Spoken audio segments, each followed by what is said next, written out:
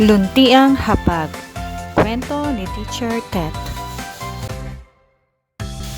Si Glenn ay isang batang mahilig kumain ng masusustansyang pagkain. Isang araw, tinanong niya ang kanyang nanay. Nanay, saan po nanggagaling ang mga pagkain natin? Usisa ni Glenn. Habang nag-uusap sila, nakita ni Glenn ang mga gulay na kulay green sa kanilang kusina. Napansin niyang sariwa at masarap tingnan ang mga ito.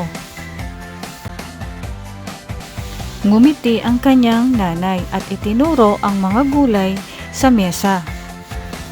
Ang ilan sa mga pagkain natin ay nagmumula sa mga halaman. Paliwanag niya.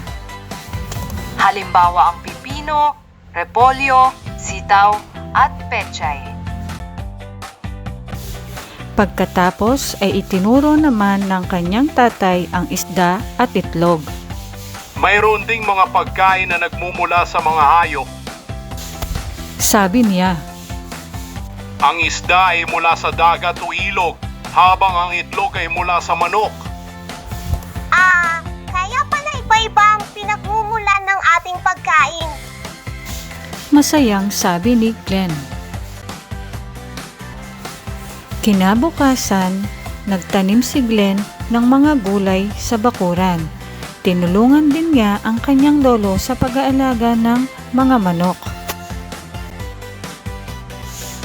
Naunawaan niya na mahalagang pangalagaan ang mga halaman at hayop. Mula noon, hindi na mapili sa pagkain si Glenn. Pinahalagahan niya ang bawat pagkaing inahahain dahil alam niyang pinaghihirapan ito ng maraming tao.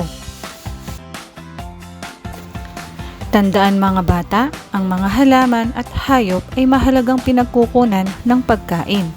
Dapat natin silang pangalagaan at pahalagahan upang magkaroon tayo ng sapat at masustansyang pagkain.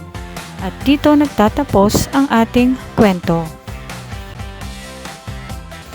Narito ang ilang mga katanungan para sa inyong kwentong napanood. Ano-anong pagkain sa kwento ang nagmumula sa mga halaman?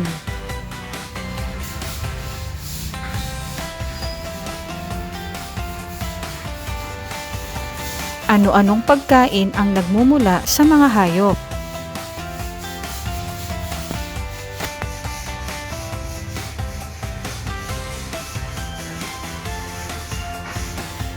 Bakit mahalagang pangalagaan ang mga halaman at hayop?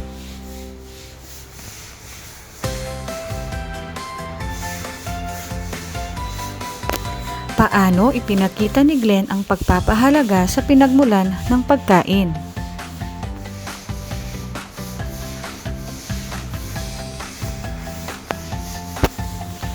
Ano ang maaaring mangyari kung walang mga halamang itinanim at hayop na aalagaan?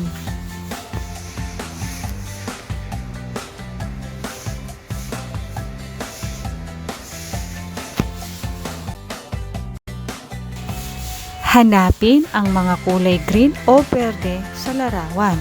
Ituro mo ito sa pamamagitan ng iyong daliri.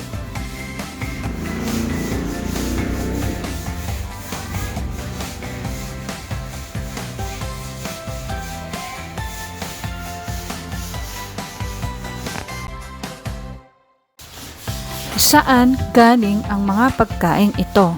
Gamit ang iyong daliri, ikonekta ang pagkain sa tamang basket.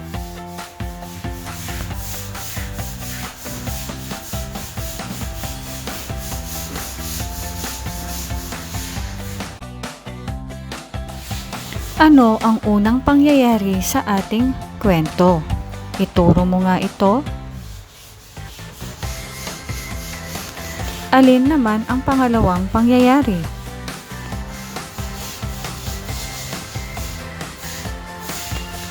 Alin naman ang huling pangyayari sa ating kwento?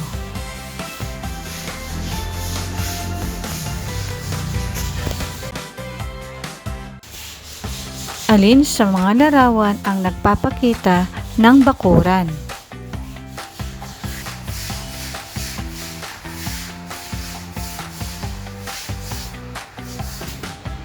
Alin naman ang nagpapakita ng masustansya?